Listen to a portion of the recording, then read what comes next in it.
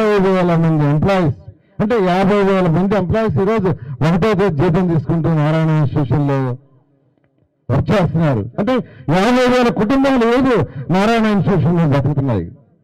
ఇలా ఒక పేద కుటుంబంలో పుట్టి ఈ భారతదేశంలో అనేక రాష్ట్రాల ఇన్స్టిట్యూషన్స్ డెవలప్ చేసి ఈ రాష్ట్రానికి ఒక మంత్రి, అంతేకాకుండా అమరావతి రాజధాని కట్టే శాఖ నాకు ఆ రోజు ముఖ్యమంత్రి ఇచ్చారు.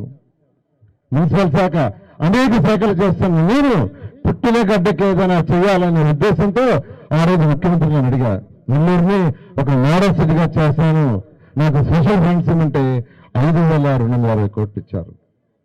నన్ను ఎవరు అడగలేదు, నెక్లెస్ రేట్ చేయమని ఎవరు అడగలా, ఎవరికి ఆలోచన కూడా లేదు. హైదరాబాద్ నగరంలో నెక్లెస్ రోడ్ ఉంది, మనకు స్వర్ణాల చెరువు ఉంది. మన స్వర్ణాల చెరువుకి ఎందుకు చేసుకోకూడదని నేను నెక్లెస్ రోడ్ని తీసుకొచ్చా.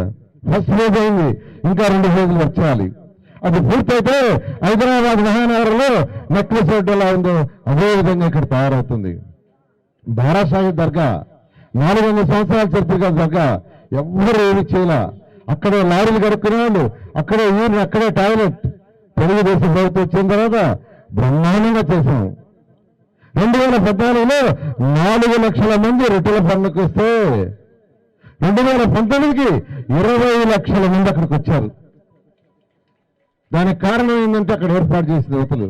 ఇవన్నీ నన్ను ఎవరు అడగలేదండి, నాకనే చేశా.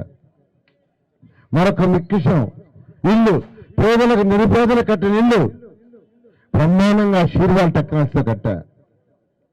షీర్వాల్ టెక్నాలజీలో భారతదేశంలో ఎక్కడ కూడా షీర్వాల్ టెక్నాలజీలో ఒక్క ఇల్లు కూడా ఏ రాష్ట్రంలో కట్ల, ఫస్ట్ కట్టింది ఈ రాష్ట్రంలో. దానికి చదరపడికి 100 రూపాయల నుంచి 200 ఎక్కువ అవుతుంది. ఎందుకంటే ఇల్లు మొత్తం కాంక్రీట్తో చేశాం. జనరల్ గా 40 అంతస్తులు 30 అంతస్తులు కట్టే బిల్డింగ్ షీర్వాల్ టెక్నాలజీ వాడతారు. కానీ ఆ రోజు ముఖ్యమంత్రి గారు నాకు ఒక మాట చెప్పారు, నారాయణ పేదలు, ఈ పేదలకి 4 గోడలు కట్టి స్లాబ్ వేయటం కాదు, ప్రతి మహిళ తన భర్తతో, పిల్లలతో ఆనందంగా ఉండేది కట్టమని చెప్పారు. నాకు చెప్పిన ఒక్క మాటే, 4 రూపాయలు ఖర్చైనా. అందుకనే బ్రహ్మాండంగా ఆ ఇల్లు కట్టాం. కానీ వాటన్నిటిని నాశనం చేశారు. ఇవాళ అక్కడక్కడ 1-2 ఇచ్చారు, 43,000. అవన్నీ పేదలు, నిరుపేదలకు ఇస్తే నెల్లూరులో ప్రతి పేదవారికి ఈరోజు ఇల్లు ఉండేది. నేను ఈరోజు చెప్తున్నాను, ప్రభుత్వం రాగానే నా ఫస్ట్ టార్గెట్ ఆ పేదలకి ఆ 43,000. అవసరమైతే ఇంకొక 10,000 20,000 శాంక్షన్ చేస్తానని ఈ సందర్భంగా నేను తెలియజేస్తున్నాను. అంత ఇల్లు కట్టడానికి కూడా ఒక కారణం ఉంది. నేను పుట్టి పెరిగింది నెల్లూరులోని హరినాథపురంలో పుట్టి పెరిగా. నేను ఒక పేద గుడిసెలో పెరిగా. ఎంఎస్సీ దాకా చదివింది ఒక తాటాకల గుడిసెలో, ట్యూషన్ స్టార్ట్ చేసింది తాటాకల గుడిసెలో. నా దగ్గర ఫస్ట్ స్టూడెంట్ ఆనం రమణారెడ్డి, మీరందరూ సోషల్ మీడియాలో చూస్తుంటారు. Anam Ramana Reddy first student. వాళ్ళందరికీ చదువు చెప్పింది తాటాకల గుడిసె హరినాథపురంలో. తర్వాత రేకులు, తర్వాత బిల్డింగ్లు, కష్టంతో ఈరోజు భారతదేశం మొత్తం ఇదిగా. సో ఒక పేద పుట్టుకలో పుట్టి ఒక తాటాకుల గుడిసెలో పెరిగాను. నాకు తెలుసా బాధ. వర్షం వచ్చినప్పుడు, వర్షాకాలం పైన నుంచి నీళ్లు కారుతుంటే పళ్ళాల్లో నీళ్లు పెట్టి బయట వేసిన రోజులు ఉన్నాయి. అందుకని ఏ పేదవారు కూడా అటువంటిది అనుభవించకూడదని షీర్వాల్ టెక్నాలజీతో ఇల్లు కట్టాను. ఇలా ఈరోజు నెల్లూరు నగరానికి మీ అందరినీ ఓటు అడగకుండా నేను సేవ చేశా. సాధారణంగా ఒక కార్పొరేటర్ ఒక దగ్గర కంటెస్ట్ చేసి గెలిస్తే ఆ కార్పొరేటర్ బాధ్యత ఆ వార్డులో ప్రజా సమస్యలు. అదేవిధంగా ఒక ఎమ్మెల్యేగా ఒక కాన్స్టిట్యూన్సీలో కంటెస్ట్ చేసి గెలిస్తే ప్రజలు ఓటు అడిగి ఆ కాన్స్టిట్యూన్సీలో ఉన్న ప్రజల యొక్క ప్రజా సమస్యలు ఆ ఎమ్మెల్యే యొక్క బాధ్యత. ఈరోజు నేను డైరెక్ట్ గా కంటెస్ట్ చేస్తున్నాను. వేమిరెడ్డి ప్రభాకర్ రెడ్డి గారు ఎంపీగా కంటెస్ట్ చేస్తున్నారు. ఆయన కూడా రాజకీయాలకి నారాగానే వచ్చారు. మేము డబ్బు కోసం రాలుగొండ ఇద్దరం. ఆయనకైతే దేశ విదేశాల్లో ఉన్న వ్యాపారాలు, డబ్బు కోసం అయితే ఇక్కడ రాబలేదు. మా ఇన్స్టిట్యూషన్స్ చేసుకుంటే బ్రహ్మాండంగా డబ్బులు వస్తాయి. కేవలం ప్రజాసేవ చేయడానికి వచ్చాం. ఎడ్యుకేషన్ లో ఎంత సేవ చేశా, ఎడ్యుకేషన్ చేయగలిగింది చదువు విషయంలోనే.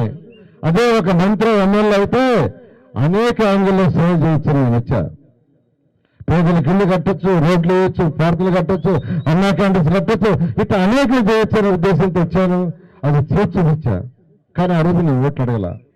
అదేవిధంగా వేమిరెడ్డి ప్రభాకర్ రెడ్డి గారు కూడా ఒకటే చెప్పారు, నేను వైఎస్ఆర్సీపీ పార్టీకి ఎంతో సేవ చేశాను, కానీ అక్కడ నాకు రికగ్నైజేషన్ లేదు, నేను ఎవరు రికగ్నైజ్ చేయటంలా, అవమానిస్తున్నారు, నాకు గౌరవం కావాలా, నాకు డబ్బు అవసరం లేదు. నారాయణ, తెలుగుదేశం పార్టీలో చంద్రబాబు నాయుడు మీకు గౌరవిస్తున్నారు, ఆయన దగ్గర పోవాలంటే నీకు ఇంట్లో అవసరంలా, డైరెక్ట్గా వెళ్తావు. నువ్వు చక్కగా నెల్లూరు డెవలప్ చేసి నెల్లూరు ప్రజల గుండెల్లో నిలిచిపోయావు. నేను కూడా ఒక ఎంపీగా కంటెస్ట్ చేసి తెలుగుదేశం పార్టీలో గెలిచి ఒక ఎంపీగా ఆ యొక్క నెల్లూరు పార్లమెంటుకి మీలాగా సేవ చేసి ప్రజల గుండెల్లో ఉండాలని అందుకే నేను వస్తున్నానన్నారు. వెంటనే చంద్రబాబు నాయుడు గారు తీసుకున్నాను, ఆయన వెంటనే జాయిన్ అయ్యారు. ఈరోజు ఎంపీగా కంటెస్ట్ చేస్తున్నారు. మీ అందరిని ఒక రిక్వెస్ట్ చేస్తున్నా, ఏ రాష్ట్రమైనా ఏ నగరం అయినా డెవలప్ కావాలంటే రాష్ట్రం నుంచి కొంత ఫండ్స్ వస్తుంటాయి, కేంద్రం నుంచి ఫండ్స్ వస్తుంటాయి. ఆయన ఎంపీగా గెలిపిస్తే కేంద్రం నుంచి ఆయన షేర్ తీసుకొస్తారు, ఎమ్మెల్యేగా ఆయన గెలిపిస్తే రాష్ట్రాన్ని తీసుకొస్తాం. ఖచ్చితంగా ఈ యొక్క నెల్లూరు నగరాన్ని భారతదేశంలో నంబర్ 1 నగరంగా చేస్తామని మీ అందరూ తెలియజేస్తూ మీ అమూల్యమైన ఓటుని మా ఇద్దరికేసి గెలిపించాల్సిందిగా నేను అందరూ ప్రార్థిస్తున్నాను.